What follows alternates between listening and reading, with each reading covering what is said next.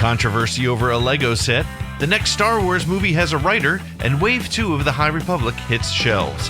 This is Pete Fletzer, and welcome to Disturbances in the Force. I felt a great disturbance in the Force. Many of the truths we cling to depend greatly on our own point of view. Another week, another flood of news, rumors, clickbait, and conversation. All the links to the original sources can be found in the notes, and I urge you to check them out. So let's get to it. Well, the story that dominated social media this week came from a passing comment by a lead designer at LEGO at last weekend's LegoCon.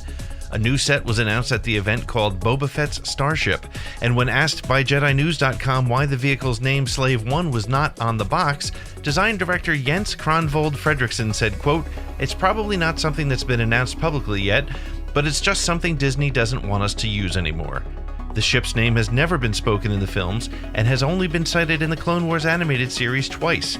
Detractors from the current state of Star Wars took to the internet to claim that Disney has erased the name given to the ship 40 years ago when it first appeared in The Empire Strikes Back.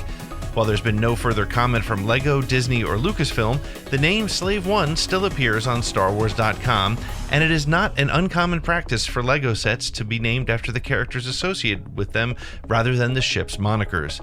Internet chatter has theorized that the missing name is everything from politically motivated course correction to yet-to-be-revealed plot points. We may learn more when the Disney Plus series Book of Boba Fett drops later this year. A Hollywood Reporter exclusive revealed that Rogue Squadron, the next slated Star Wars motion picture from Wonder Woman director Patty Jenkins, has a writer, Matthew Robinson.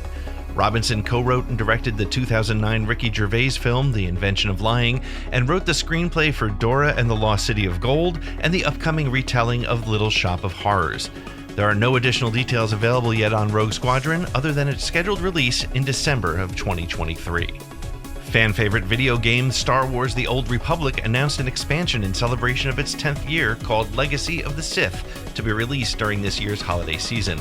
The Electronic Arts/BioWare title is a massively multiplayer online role-playing game that takes place in the now no longer canonical part of the Star Wars universe. The expansion was accidentally leaked on EA's French website and became official on the game's Twitter and Twitch accounts this week.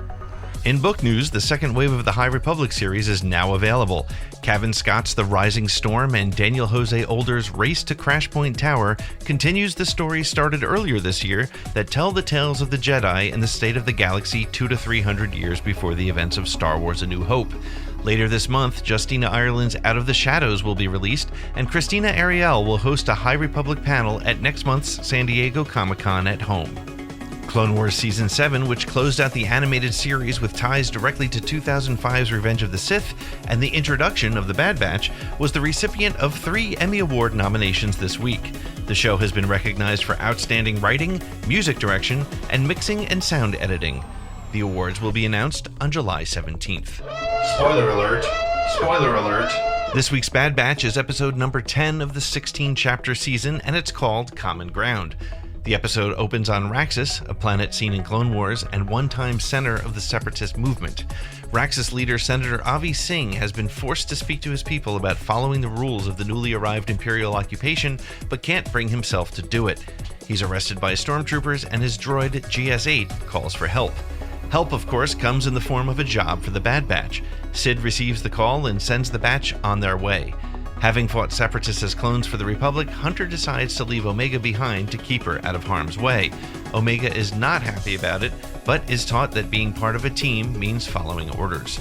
On Raxus, Clone Force 99 meets up with the droid and makes a daring rescue of the Senator. A battle of Clone Wars-era walkers ensues after the crew hijacks one and makes their way to the underground tunnels that lead them out of the city and back to their ship.